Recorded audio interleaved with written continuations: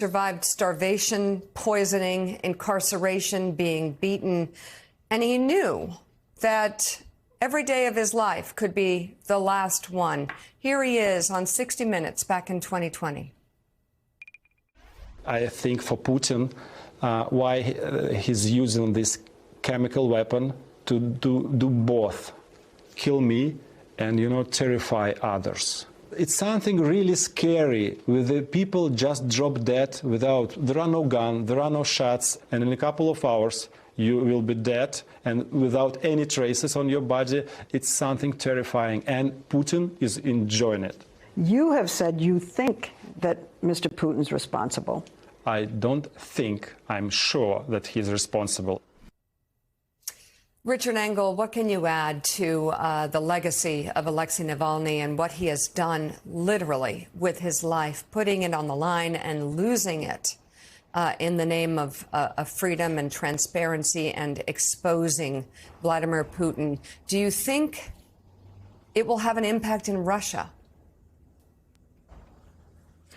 Well, he is now a martyr in Russia, and he put his life on the line. He knowingly put his life on the line. So this is someone who was a constant critic of Vladimir Putin, going to social media, exposing corruption of Putin and his inner circle, talking about Putin's billion-dollar dacha, talking about yachts owned by members of the people around the Kremlin and around Putin, and not being shy to talk about the most sensitive things in Russia, Vladimir Putin and his family even.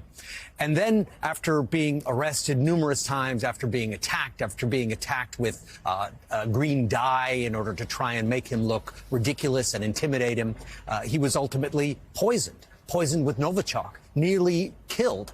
After recovering in Germany, he decided to go back. He decided to go back with his wife, and he knew that as soon as he got off that plane and set foot in Moscow, he would be arrested, and he was. And as soon as he arrived back in Russia, he was sent to prison, first not far from Moscow, and then in December he was transferred to this gulag in Siberia, about 2,000 miles away.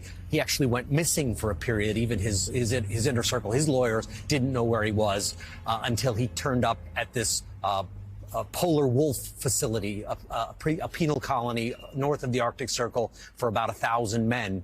And according to prison officials, that's where he died this morning. He took some walk, according to their account, and then collapsed, lost consciousness. They tried to revive him and were unsuccessful. And according to the prison authority, according to TASS, the Russian news agency, Vladimir Putin has been informed of his death. But Navalny's own team say that they haven't confirmed his death, and his lawyer is on his way right now to the penal colony to try and gather information. It will be extraordinarily difficult to find out what happened inside that facility for his team and, frankly, for anybody. But this will be a story that journalists, I'm sure, will be working on from now and for years to come to figure out what exactly killed him. Was it duress? Was it the pressure on him, accumulated years of mistreatment, or did something more sinister, even more sinister, happen earlier today?